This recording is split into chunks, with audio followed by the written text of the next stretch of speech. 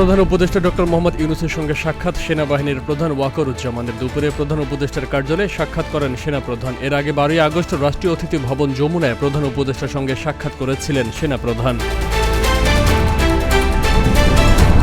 রাঙ্গামাটিতে আজ বেলা 11টা থেকে 144 ধারা প্রত্যাহার করা হয়েছে। তবে আইনশৃঙ্খলা পরিস্থিতি স্বাভাবিক রাখতে জেলা প্রশাসনের পাশাপাশি পুলিশ, বিজিবি ও সেনাবাহিনী কাজ করছে। বিষয়টি নিশ্চিত করেছেন রাঙ্গামাটি জেলা প্রশাসক মোহাম্মদ মোশাররফ হোসেন খান।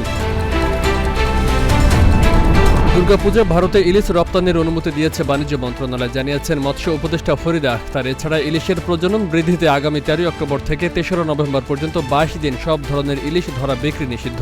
আজ সচিবালয়ে কথা জানান উপদেষ্টা।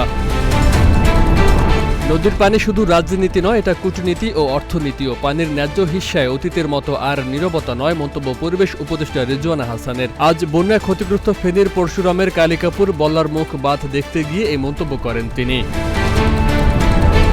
ছাত্র জনতার অভ্যুত্থানকে বিতর্কিত করতে এবং দেশের রাজনৈতিক সংকট সৃষ্টির চেষ্টা ষড়যন্ত্র চলছে, মন্তব্য বিএনপি চেয়ারপারসনের উপদেষ্টা কাউন্সিলের সদস্য জয়নুল আবেদিন ফারুকের। আজ সাবেক প্রেসিডেন্ট জিয়াউর রহমানের মাজারে শ্রদ্ধা শেষে এই মন্তব্য করেন ফারুক।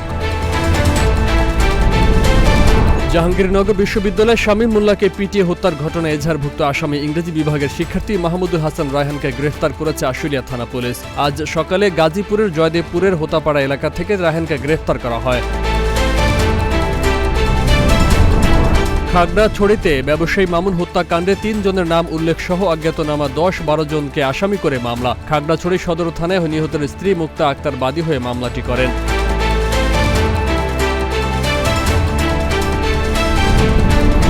সাফ অনূর্ধ্ব-17 চ্যাম্পিয়নশিপে মালদ্বীপের বিপক্ষে মাঠে নামবে বাংলাদেশ। ভুটানের চাংলে মিথান স্টেডিয়ামে ম্যাচ শুরু সন্ধ্যা 6টায়। সেমিফাইনাল নিশ্চিতে এই ম্যাচ জয়ের বিকল্প নেই লাল সবুজ বাহিনীর সামনে।